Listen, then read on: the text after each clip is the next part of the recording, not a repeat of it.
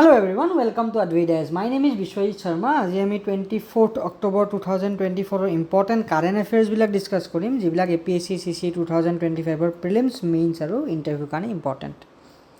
আজিৰ ইম্পৰ্টেণ্ট টপিকবিলাকৰ ভিতৰত আছে ইনফ্লেশ্যন, ভেৰি ইম্পৰ্টেণ্ট। ৰিচেণ্টলি আমাৰ শক্তিকান্ত দাস চাহাব যি RBIৰ গভৰ্ণৰ, তেওঁ কৈছে যে ইণ্ডিয়াই নেক্সট আৰু এটা ইনফ্লেশ্যন, মেজৰ ইনফ্লেশ্যন উইথষ্টেণ্ড কৰিব নোৱাৰিব ইণ্ডিয়ান ইকনমিয়ে।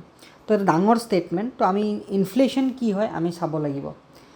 আমি যেতিয়াই কাৰেণ্ট এফেয়াৰ্ছ ফ'ল' কৰোঁ আমি সদায় ট্ৰাই কৰোঁ যে যিবিলাক বস্তু নিউজত আছে আৰু সেই নিউজৰ যিবিলাক টপিক আছে সেই টপিকখিনি আমি আমাৰ APSCৰ চিলেবাছৰ লগত কানেক্ট কৰি পঢ়িব লাগে।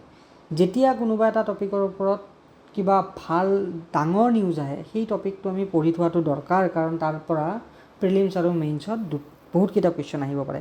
এতিয়া ইনফ্লেশ্যনক আমি কাৰ লগত কানেক্ট কৰিব পাৰোঁ? আমি RBIৰ লগত কানেক্ট কৰিব পাৰোঁ, ৰাইট। আমি মনিটাৰী পলিচি কমিটিৰ লগত আমি লিংক কৰিব পাৰোঁ। মনিটাৰী পলিচি কমিটিৰ মেম্বাৰ্ছবিলাক কম্পজিশ্যন কি আমি সেইটো জানিবলৈ চেষ্টা কৰিব পাৰোঁ। ইয়াৰ পৰা প্ৰিলিমছত কুৱেশ্যন অহাৰ চান্স থাকে, ৰাইট। অভাৰঅল ইনফ্লেশ্যনৰ পৰা আমাৰ মেইনছত কুৱেশ্যন অহাৰ চান্স থাকে যে ইনফ্লেশ্যন কি, টাইপ অফ ইনফ্লেশ্যন কি, আৰু ইনফ্লেশ্যনে এখন দেশৰ ইকনমিৰ ওপৰত কি কি প্ৰভাৱ পেলায়। ঠিক আছে, ইনফ্লেশ্যন বস্তুটো বেয়া নহয়, আনকণ্ট্ৰলড ইনফ্লেশ্যন বেয়া। Inflation is good for economy but controlled inflation ভাল। ইনফ্লেশ্যন যদি এখন কাণ্ট্ৰিত হৈ আছে ইয়াকেই বুজায় যে সেই দেশৰ কাণ্ট্ৰিখনে গ্ৰ'থ কৰি আছে। যদি ইনফ্লেশ্যন কণ্ট্ৰলড নহয়, লগাতকৈ বেছি ইনফ্লেশ্যন হৈছে, that is bad for economy, right. তো আমি ইনফ্লেশ্যনৰ বিষয়ে অলপ ডিটেইলছত চাম। নেক্সট ইম্পৰ্টেণ্ট পইণ্ট হ'ল presence of Asiatic golden cat reconfirmed in Manas national park. GS3 এনভাইৰনমেণ্টত আহিব, ৰাইট। তো এছিয়াটিক গল্ডেন কেট কি, ক'ত পায়, ইয়াৰ IUCN ষ্টেটাছ কি, আমি অকল সেইখিনি জানিলেই হ'ব। আৰু এইটো প্ৰিলিমছ পাৰ্চপেক্টিভৰ পৰা ইম্পৰ্টেণ্ট, ৰাইট। মেইনছত আমি ৰেফাৰেঞ্চ দিব পাৰোঁ। যেতিয়া বায়'ডাইভাৰ্চিটিৰ ওপৰত কুৱেশ্যনছ আহিব আমি ৰেফাৰেঞ্চ দিব পাৰোঁ। থাৰ্ড ইম্পৰ্টেণ্ট পইণ্ট যিটো নিউজত আছে, চাইক্ল'ন দানা। আজিৰ পৰা কি হৈছে, লোৱাৰ আছাম আৰু আমাৰ গুৱাহাটীত, ৰাইট, বৰষুণ দি আছে। তো চাইক্ল'ন দানাৰ এটা ইফেক্ট এটা পৰিছে। তো চাইক্ল'ন দানা কি, চাইক্ল'ন কি স্পেচিয়েলি, ৰাইট। আমি ইণ্ডিয়ান অ'চেনত চাইক্ল'ন বুলি কওঁ, কিন্তু আমি চাম যে ট্ৰপিকেল চাইক্ল'ন কি, ব্ৰডাৰ টাৰ্ম ট্ৰপিকেল চাইক্ল'ন কি, প্লাছ ট্ৰপিকেল চাইক্ল'ন ক'ত পোৱা যায়, ৰাইট। ট্ৰপিকেল চাইক্ল'নবিলাকৰ নামাকৰণ কেনেকৈ কৰা হয় আমি অলপ ডিটেইলছত চাম। আমি ইয়াৰে মেকানিজিমটো বুজিবলৈ যত্ন কৰিম ট্ৰপিকেল চাইক্ল'নৰ। তো প্ৰথম আমাৰ নিউজ আছে inflation, India cannot risk another bout of inflation. RBI গভৰ্ণৰে কৈছে। RBI গভৰ্ণৰ কোন? শক্তিকান্ত দাস। ভালেকেইদিন হ'ল তেওঁ RBI গভৰ্ণৰ হৈ আছে, right. He is an Indian bureaucrat, right. Focus area কি আছে, নিউজত কি আছে আমি অলৰেডি গম পালোঁ। ইনফ্লেশ্যন কি হয় আমি জানিবলৈ চেষ্টা কৰিম। টাইপছ অফ ইনফ্লেশ্যন কি, types of inflation based on causes, কি কাৰণে ইনফ্লেশ্যন হয়। মনিটাৰী পলিচি কি, মনিটাৰী পলিচি কমিটি কি, খুব ইম্পৰ্টেণ্ট দেই। মনিটাৰী পলিচি কমিটি খুব ইম্পৰ্টেণ্ট। কিয় নিউজত আছে? অলৰেডি শক্তিকান্ত দাসে ক'লে যে আমি নেক্সট এটা ইনফ্লেশ্যন যদি হয় এইটো ইণ্ডিয়ান ইকনমিৰ কাৰণে দিগদাৰ হ'ব, ৰাইট। তো ইনফ্লেশ্যন কি, হোৱাট ইজ ইনফ্লেশ্যন যদি আমি চাব যাওঁ, inflation refers to the consistent rise of prices of goods and services in a economy. মানে যদি কোনোবা এটা বস্তুৰ বা ছাৰ্ভিচৰ দাম 2023ত 100 টকা আছিলে আৰু 2024ত সেই বস্তুটোৰ দাম 110 টকা হ'ল, মানে 10% ৰাইজ হ'ল, আৰু এইটোক কোৱা হয় ইনফ্লেশ্যন। তো আমাক যদি কয় ইনফ্লেশ্যন কিমান হ'ল, ইনফ্লেশ্যন হ'ল 10%।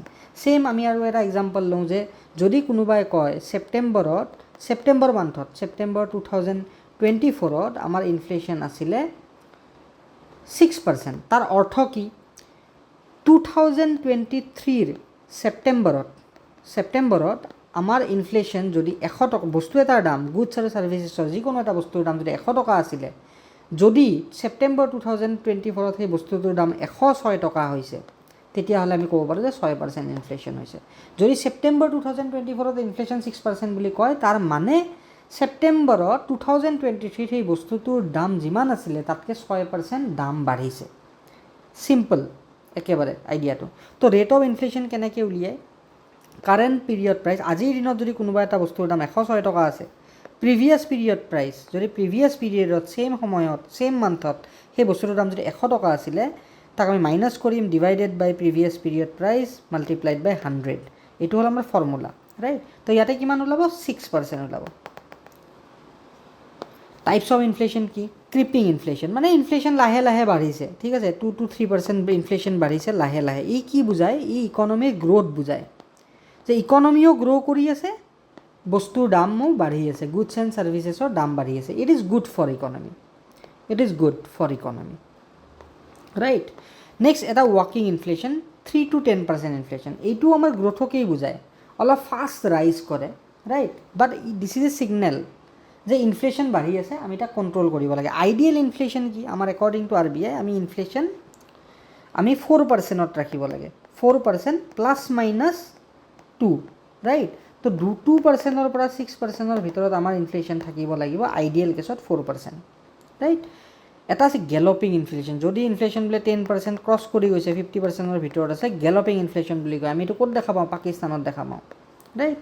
হাইপাৰ ইনফ্লেশ্যন আমি ক'ত দেখা পাইছোঁ? 50%তকৈ বেছি ইনফ্লেশ্যন, মানে যোৱা বছৰ যদি বস্তুৰ দাম এটা জানুৱাৰী মাহত 100 টকা আছিলে, সেই বস্তুটোৰ দাম আজিৰ দিনত 150 টকাতকৈ বেছি হৈ গ'ল এবছৰত।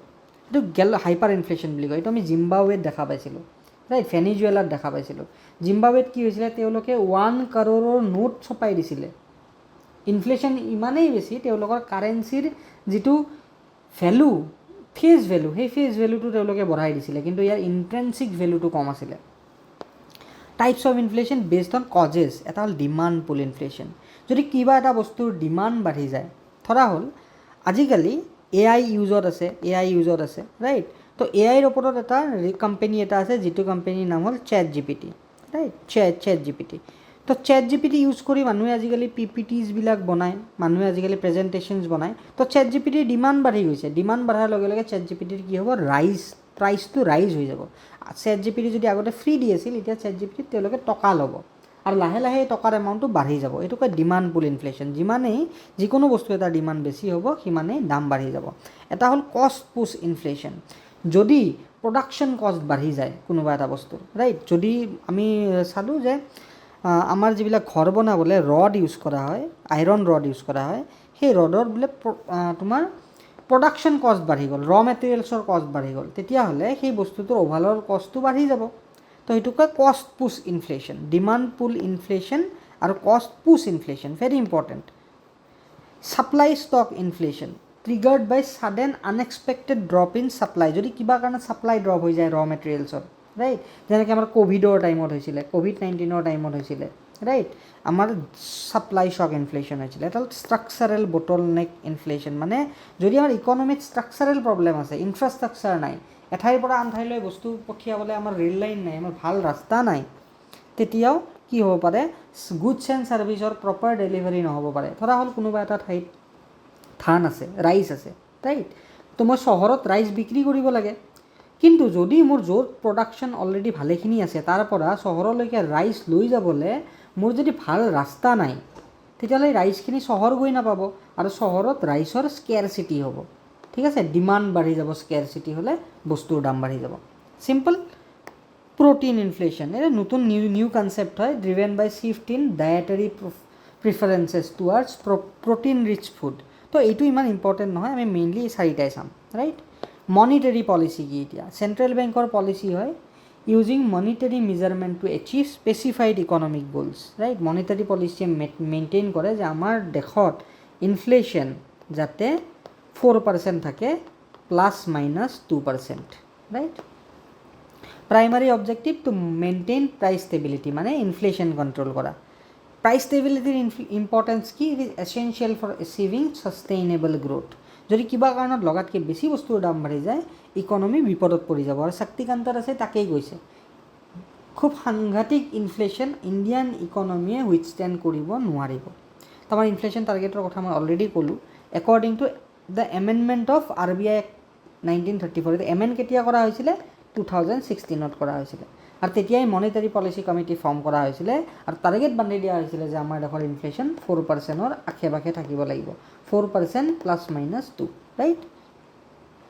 যদি কিবা কাৰণত এই টাৰ্গেটটো এচিভ কৰিব নোৱাৰে তেতিয়া তেওঁলোকে কি কৰে ৰিপৰ্ট এখন দিয়ে কিয় কৰিব পৰা নাই আৰু কেতিয়া কৰিম ৰাইট মনিটাৰী পলিচি কমিটি কি origin under the section 45 ZB of amended RBI act যেটো এমেণ্ড কৰা হৈছে 2016 মই অলৰেডি ক'লোঁ right government is authorize to constitute a monetary policy committee objective কি ইনফ্লেশ্যন কণ্ট্ৰল কৰা composition very important for preliminary perspective total 6জন member থাকে এজন RBI গভৰ্ণৰ থাকে তেওঁ এক্স অফিচিয়েল চেয়াৰমেন যদি কুৱেশ্যন আহে মনিটাৰী পলিচি কমিটিৰ এক্স অফিচিয়েল চেয়াৰমেন কোন RBI governor right deputy governor in charge of monetary policy RBIৰ 4জন ডেপুটি গভৰ্ণৰ থাকে আৰু ডেপুটি গভৰ্ণৰ এজন in charge of monetary policy থাকে আৰু তেওঁকো মনিটাৰী পলিচি কমিটিত ইনক্লুড কৰা হয় আৰু এজন one officer nominated by the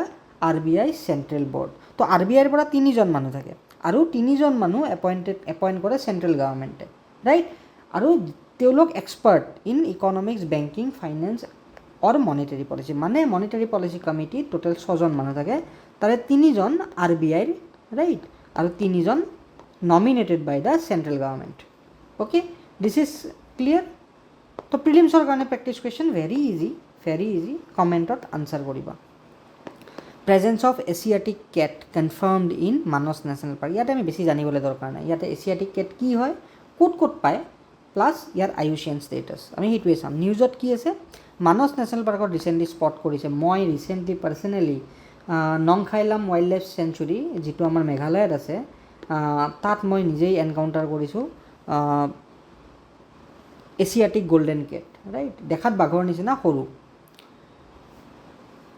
characters কি সাইজ সৰু মিডিয়াম সাইজ ৰাইট বাঘতকৈ বহুত সৰু আমাৰ নৰ্মেল কেটতকৈ অলপ ডাঙৰ ডিষ্ট্ৰিবিউশ্যন ৰেঞ্জ ক'ত পায় ইণ্ডিয়ান ছাবকণ্টিনেণ্টত পায় ইণ্ডিয়ান ছাবকণ্টিনেণ্ট মানে কি ইণ্ডিয়াৰ লগত ইয়াতে পাকিস্তানো আছে নেপাল আছে ভূটান আছে ৰাইট এইকেইটাও ইয়াতে ম্যানমাৰ এইকেইটাও ইয়াতে সোমাই আছে ইণ্ডিয়ান ছাবকণ্টিনেণ্টত সাউথ ইষ্ট এছিয়া আছে সাউথ ইষ্ট এছিয়া বুলি ক'লে আমাৰ ইয়াতে কি আহি যাব শ্ৰীলংকা আহি যাব আমাৰ যিবিলাক আছিয়ান কাণ্ট্ৰিজবিলাক আছে আছিয়ান কাণ্ট্ৰিজখিনি আহি যাব আৰু চাউদাৰ্ণ চাইনাৰ চাউদাৰ্ণ পাৰ্টত পোৱা যায় কনজাৰ্ভেশ্যন ষ্টেটাছ এইটো ইম্পৰ্টেণ্ট এইটো প্ৰিলিমছৰ কাৰণে কিয় ইম্পৰ্টেণ্ট যিহেতু ক'ত পাইছে মানস নেশ্যনেল পাৰ্কত পাইছে ৰাইট তো যিটো আমাৰ এছিয়াটিক গল্ডেন কেট আছে ইয়াৰ আইউচিএন ষ্টেটাছ সুধিব পাৰে পৰীক্ষাত কি হয় নিয়াৰ থ্ৰেটেণ্ডেড আৰু protected under schedule 1 of wildlife protection act 1942 very important habitat range কি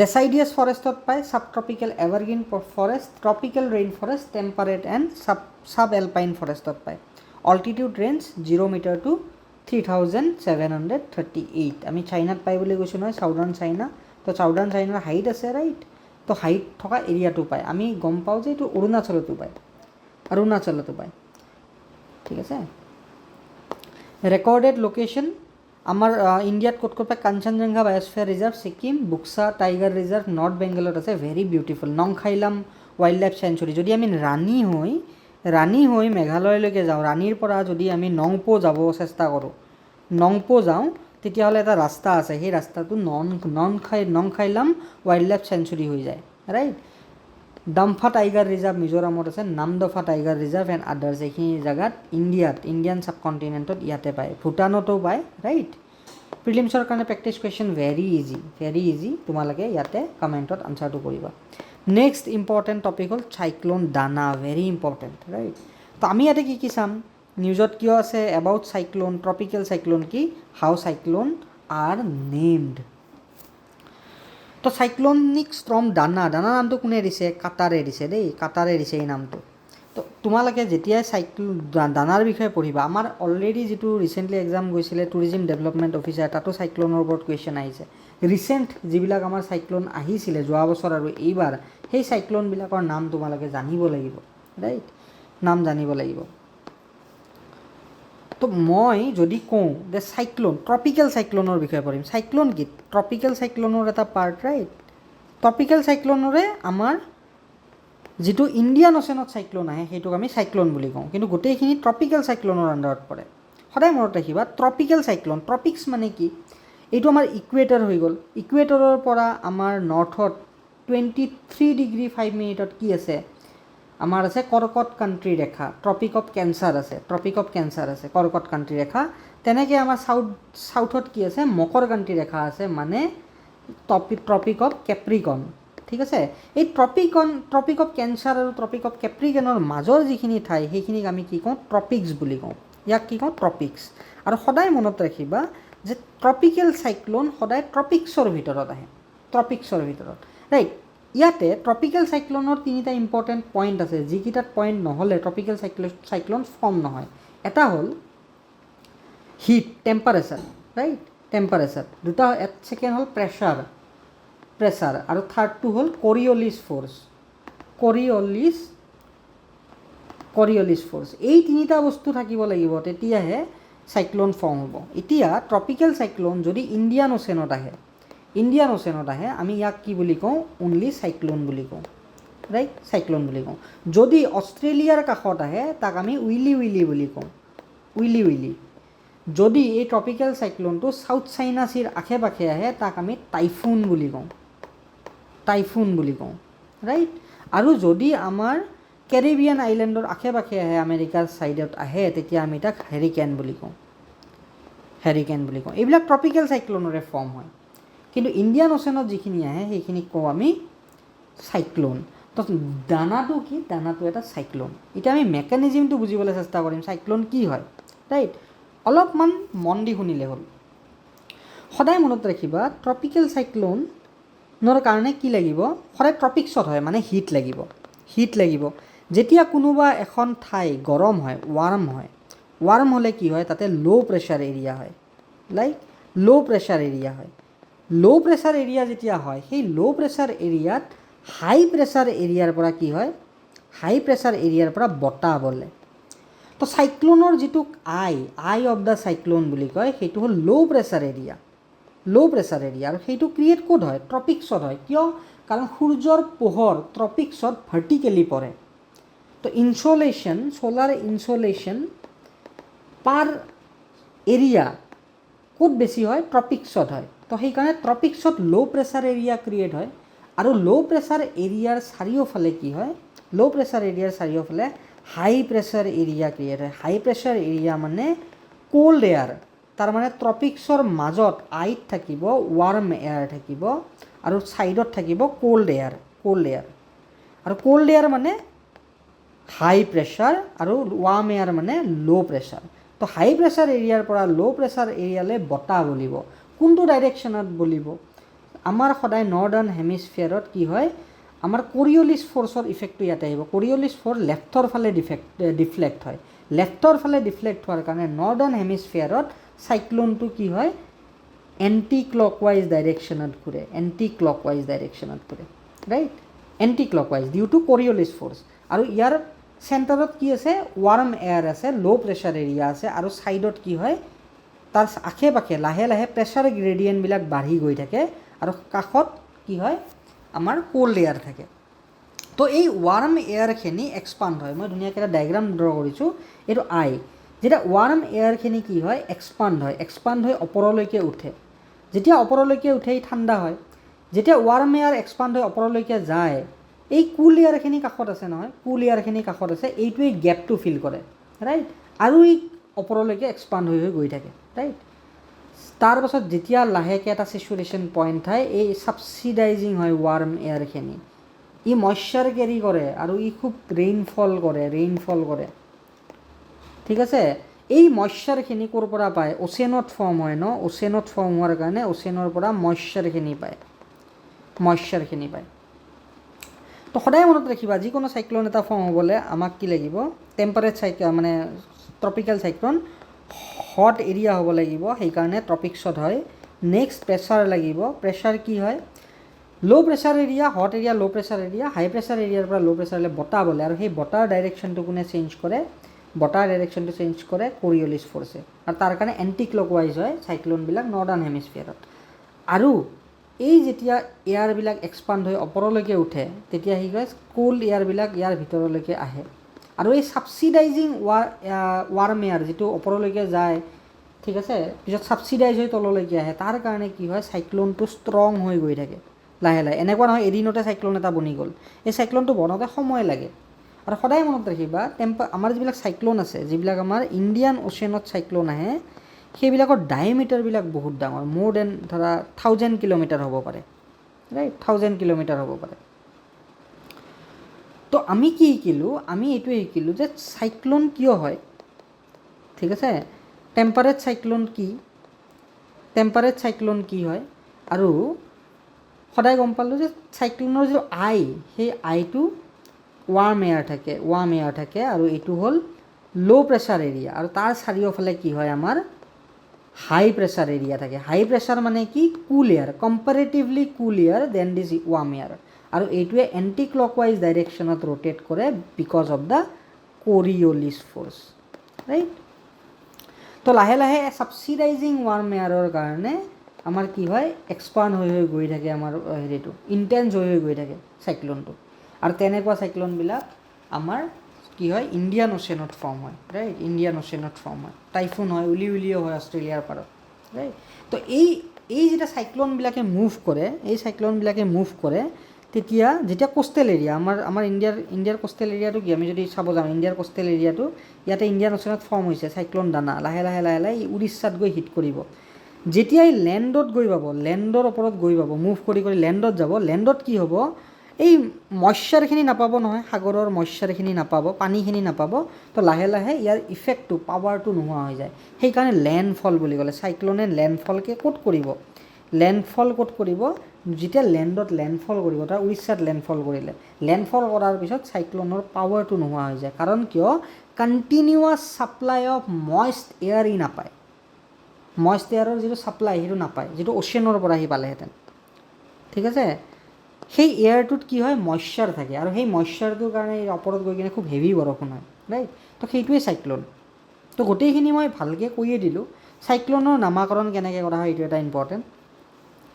তো in 2000 a group of nations under World Meteorological Organization and United Nations Economic and Social Commission for Asia and Pacific initiated a process of naming cyclone in the region.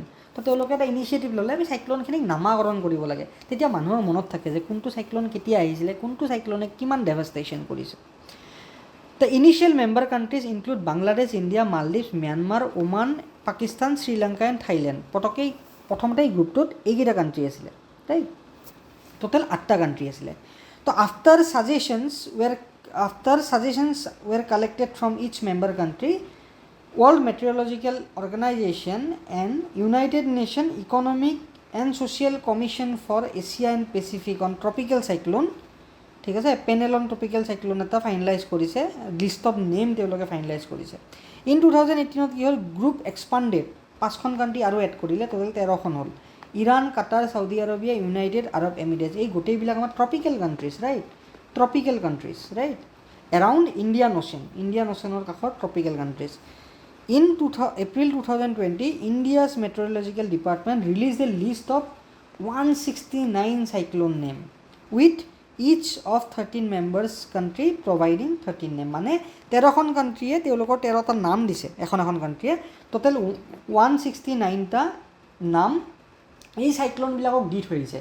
ধৰা আজি এটা cyclone আহিল দানা, যিটো কাটাৰে নাম দিছে, নেক্সট ইয়াৰ যিটো cyclone আহিব, সেইটো চাইক্লন নামাকৰণ কি কৰা হ'ব, অলৰেডি লোৱা আছে, নামটো লোৱা আছে, ঠিক আছে। আৰু এটা কথা খুব ইম্পৰ্টেণ্ট, মই কোৱাৰ মাজতে কওঁ যে সদায়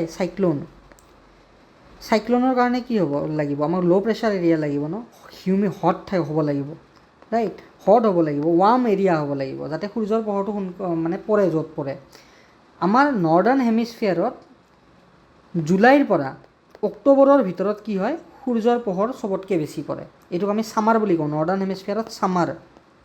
আৰু অটম যিটো আমাৰ ঋতু থাকে, ঠিক আছে, নৰ্দাৰ্ণ হেমিস্ফিয়াৰত জুলাইৰ পৰা অক্টোবৰৰ ভিতৰতহে চাইক্লন আহে। আৰু ছাউদাৰ্ণ হেমিস্ফিয়াৰত আমাৰ যেতিয়া নৰ্দাৰ্ণ হেমিস্ফিয়াৰত ঠাণ্ডা হয়, তাৰপিছত আমাৰ জানুৱাৰীৰ পৰা এপ্ৰিল মে'লৈকে ছাউদাৰ্ণ হেমিস্ফিয়াৰত চাইক্লন আহে। কিন্তু নৰ্দাৰ্ণ হেমিস্ফিয়াৰত কেতিয়া আহে, জুলাইৰ পৰা অক্টোবৰৰ ভিতৰত। তাৰমানে সূৰ্যৰ পোহৰ য'ত বেছিকৈ পৰিব, যেতিয়া যিটো সময়ত বেছিকৈ পৰিব সেইটো ঠাইত সেইটো সময়ত চাইক্লন ফৰ্ম হ'ব, প্ৰভাইডেড ঠিক আছে, সেইটো আমাৰ কি হ'ব, ট্ৰপিক্সৰ ভিতৰত হ'ব লাগিব। ট্ৰপিক্সৰ ভিতৰতে সূৰ্যৰ পোহৰ ডাইৰেক্টলি পৰে, ৰাইট। আৰু সূৰ্যৰ পোহৰ ডাইৰেক্টলি য'ত নপৰে তাত কি হয়, temperate cyclone, anticyclone form হয়, এণ্টি চাইক্লন মানে weather is good, right, cyclone মানে ৱেডাৰ ইজ বেড। তো ইম্পৰ্টেঞ্চ অফ নেমিং চাইক্লন মই অলৰেডি ক'লোঁ। Names make it easier for people to remember cyclones, right, চবতকৈ ইম্পৰ্টেণ্ট এইটোৱে point.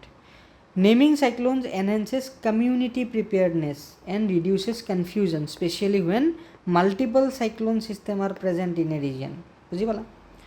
Guidelines for adopting cyclone name, কি কেনেকৈ নামাকৰণ কৰা হ'ব। যদি কোনোবা এখন কাণ্ট্ৰিয়ে, মই যে ক'লোঁ 13খন কাণ্ট্ৰিয়ে 13টা নাম ছাজেষ্ট কৰিছে, এই নামবিলাক নিউট্ৰেল হ'ব লাগিব, neutral to politics, political figures, religious beliefs, cultural and gender, right, not offensive, এনেকুৱা হ'ব নালাগিব কাৰোবাক গালি দিয়াৰ নিচিনাকৈ নাম হ'ব নালাগিব, যাতে মানুহ অফেন্সিভ নহয়, শ্বৰ্ট হ'ব লাগিব। মানে এটা চাইক্লন আমি 8টা কেৰেক্টাৰৰ ভিতৰতেই আমি শেষ কৰিব লাগিব, ৰাইট। যিটো চাইক্লনৰ নামাকৰণ কৰা হ'ব, যিটো ৱৰ্ড হ'ব, তাতে 8টাহে আমাৰ কেৰেক্টাৰ থাকিব পাৰিব, তাতকৈ বেছি থাকিব নোৱাৰে। যেনেকৈ দানা হৈ গ'ল, ইয়াতে কিমান আছে, 4টা কেৰেক্টাৰ আছে, right. Proposal must include pronunciation and voice over of the name.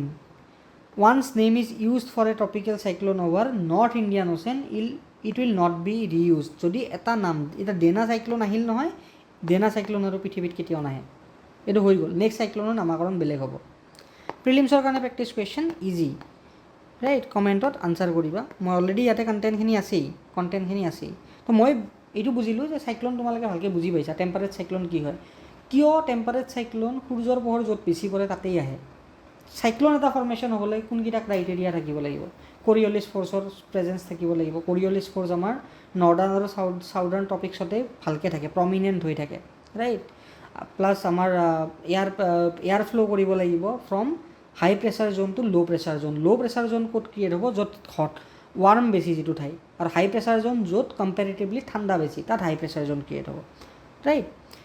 তো আমাৰ টেষ্ট ছিৰিজ তোমালোকে জইন কৰিব পাৰা, মেইনছৰ test series very important. Already আমি ছেপ্টেম্বৰৰ 1 তাৰিখৰ পৰা লঞ্চ কৰিছোঁ। ডেইলি আনচাৰ ৰাইটিং আমি কৰি আছোঁ, ডাও প্ৰগ্ৰেম।